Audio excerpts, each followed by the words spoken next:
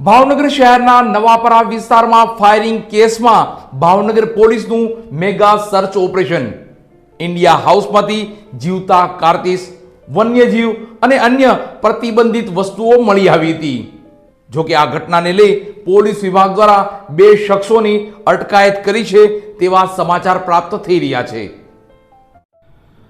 ભાવનગર શહેરના નવાપરામાં ફાયરિંગ કેસમાં ફરાર આરોપીની શોધમાં નીકળેલી પોલીસને આરોપી તો ન મળ્યા, પરંતુ એવું કંઈ મળ્યું કે સમગ્ર ઓપરેશનની સ્ટોરી ઉલટી બની ગઈ. પોલીસને આરોપીની જગ્યાએ હથિયારો, જીવતા કારતીસ અને ગેરકાયદેસર વન્યજીવ મળી આવ્યા હતા. એટલું જ નહીં, મામલો એટલો ગંભીર બન્યો કે વન વિભાગને પણ તાત્કાલિક દોડવું પડ્યું હતું. આ સમગ્ર ઘટના, સમગ્ર સર્ચ ઓપરેશનની અંદર સચોટ હકીકત શું છે, જોઈએ આ રિપોર્ટમાં. નવાપરા ફાયરિંગ કેસમાં જ્યાં ગોળીઓના અવાજથી શરૂ થયેલી વાર્તા હવે એક મોટા ગેરકાયદેસર જાળ સુધી પહોંચી ગઈ છે. પોલીસને મળેલી માહિતીના આધારે વલ્લી હાલાલી અને તેના શાગીર્દોની શોધમાં ઇન્ડિયા હાઉસ ખાતે તાબડતોબ સર્ચ ઓપરેશન હાથ ધરવામાં આવ્યું હતું, જેમાં એસપી, ડીવાયએસપી, એલસીબી અને એસઓજીની ટીમો સાથે આખું સ્થળ પોલીસ છાવણીમાં ફેરવાઈ ગયું હતું. આરોપીઓ તો હાથ થઈ લાગ્યા નહીં, પણ જે મળ્યું એ પોલીસને પણ ચોંકાવી ગયું. સર્ચ ઓપરેશન દરમિયાન સ્થળ પરથી મળી આવ્યા 50 જેટલા જીવતા કારતીસ, ધારદાર હથિયારો અને વિદેશી દારૂની બોટલ. આટલું જ નહીં, તપાસ આગળ વધતા ખુલ્યું કે એક વધુ મોટું રહસ્ય. ઇન્ડિયા હાઉસમાંથી મળી આવ્યો વિદેશી પોકેટ મંકી માર્મોસેટ અને સાથે કાળિયા હરણના 4 શિંગડા મળી આવ્યા હતા. આ દ્રશ્યો જોતા જ પોલીસને સમજાઈ ગયું કે મામલો ફક્ત ફાયરિંગ સુધી સીમિત નથી, અને તરત જ પોલીસ વિભાગ દ્વારા વન વિભાગને જાણ કરવામાં આવી હતી. વન વિભાગની ટીમ ઘટના સ્થળે પહોંચી અને મંકી તેમજ શિંગડાઓ જપ્ત કરી વધુ તપાસ હાથ ધરી છે તેવા સમાચાર પ્રાપ્ત થઈ રહ્યા છે.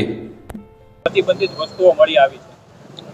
સૌપ્રથમ તો પોલીસ સ્ટાફ દ્વારા જે સર્ચ ઓપરેશન કરવામાં આવ્યું હતું એમાં વન્ય પ્રાણીના અવશેષો જેવા કે કાળિયારના શિંગડા મળતા અમને જાણ કરેલી, જેથી વન વિભાગ સ્ટાફ દ્વારા સર્ચ કરતા કાળિયારના શિંગડા નંગ 4 અને એક એક્ઝોટિક સ્પીસીસ જે માર્મોસિસ વાંદરું કહેવામાં આવે છે એ પણ મળી આવી છે.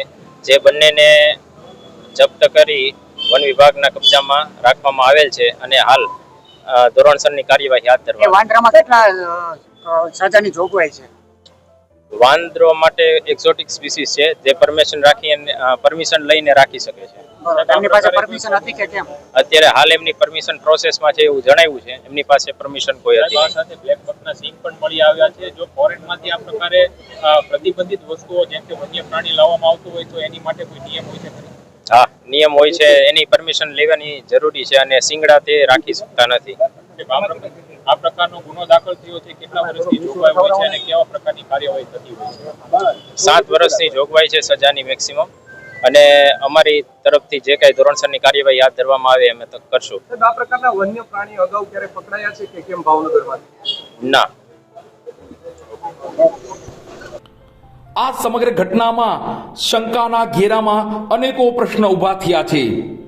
આ સમગ્ર ઓપરેશનમાં પોલીસે ઉબેદ શેખ અને ઇમદાદ શેખની અટકાયત કરી છે તેવા સમાચારો પ્રાપ્ત થઈ રહ્યા છે, અને હવે તેમની પૂછપરછથી અનેકો નવા ખુલાસા થવાની શક્યતા સેવાઈ રહી છે.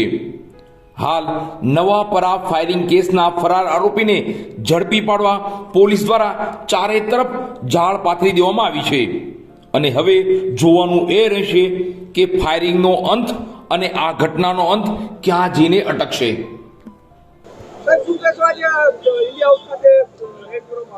આજે નીલમબાગ પોલીસ સ્ટેશનના નવાપરા વિસ્તારમાં સવારે ફાયરિંગનો બનાવ બનેલ, જેના કામે ફરિયાદી દ્વારા જે ફરિયાદ દાખલ કરવામાં આવેલા, જેના 6 આરોપીઓને પોલીસ દ્વારા અટક કરવામાં આવેલા, અને આજે અહીંયા 2 આરોપી વલી અને હબીબ હોવાની શક્યતાને અનુસંધાને માનનીય એસપી સાહેબની સીધી દેખરેખ હેઠળ આજે તકશ્રી તથા એલસીબી, એસઓજી અને પેરોલ ફળના સ્ટાફ સાથે અહીંયા રેડ કરતા આરોપીઓ મળ્યા નથી, પરંતુ અહીંયા 50 જેટલા જીવતા કારતીસ, 6 જેટલી છરીઓ,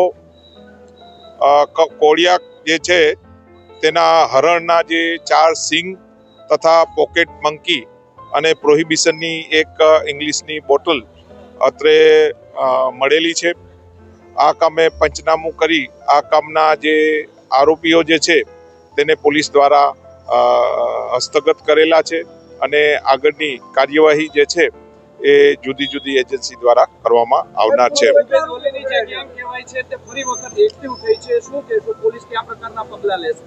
આ કામે હાલમાં જે રેડ દરમિયાન જે જીવતા કારતીસ જે છે તે મળેલા છે, તો તેના કામે જે આર્મ્સ એક્ટ હેઠળ ગુનો નોંધવામાં આવશે અને આ ક્યાંથી લાવ્યા, એની પરમિશન છે કે નહીં, એ બાબતે ઊંડી તપાસ હાથ ધરવામાં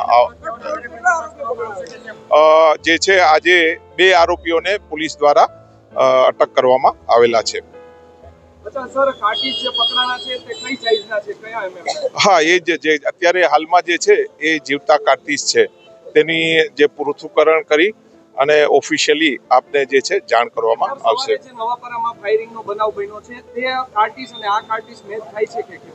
ના, એના જે ગ્રુવ્સ છે એ અલગ છે અને આ જે ગ્રુવ્સ બી અલગ છે. બિલકુલ, આ જે છે જુદી જુદી જગ્યાએ માનનીય એસપી સાહેબની સીધી દેખરેખ હેઠળ જુદી જુદી જગ્યાએ કોમ્બિંગની કાર્યવાહી હાલમાં બી ચાલુ છે અને આ કામે જે 2 નાસ્તા ફરતા આરોપી જે છે એને વહેલી તકે પોલીસ દ્વારા અટક કરવામાં આવશે.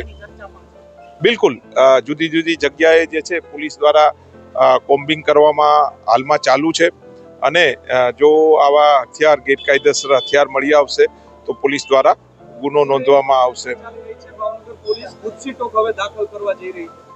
નહીં, ગુજસીટોક જે છે તે આ જે છે ગુનાઓ જો એના વિરુદ્ધ આ રીતની હોય તો એ વન ટાઈપ ઓફ એક સિન્ડિકેટનો ગુનો છે, તો એ બી જો હોય તો એ બી પોલીસ દાખલ કરવા કટિબદ્ધ છે. જો સિન્ડિકેટ આમાં માલુમ પડે તો એ